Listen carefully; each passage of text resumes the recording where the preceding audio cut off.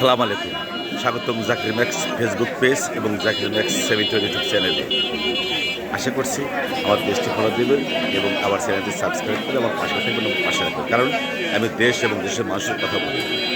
এখন আমি এই উল্লাপাড়া বাজারের মাছের চিত্র আপনাদের দেখাবো। এখানে কেমন মাছ উঠেছে, দাম কত আমি জানবো এবং আপনাদের জানাবো। তাহলে আমার সাথে শেষ করবো।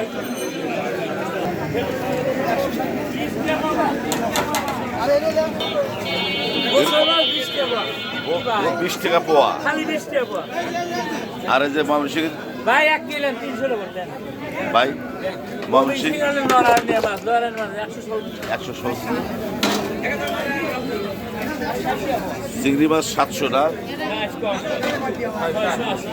10 আর এই যে পপটা মাছ হলো 300।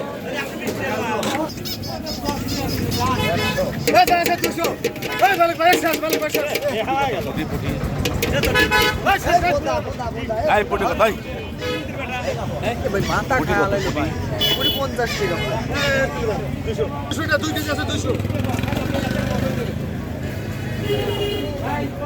যা আছে 200 টাকা যা আছে 200 দেশি কই কয় টাকা? 300 করে।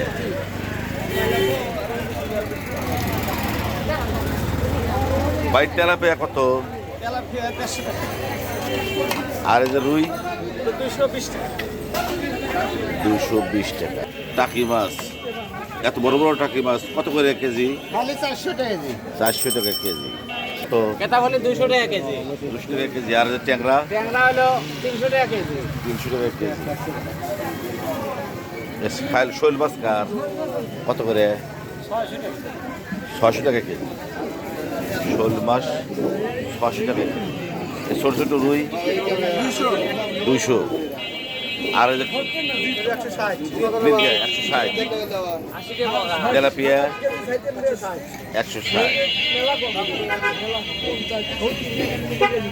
মিশিয়ে মাছ কত করে? 80 টাকা পোয়া। টাকি মাছ কত করে? 300 টাকা 250 টাকা।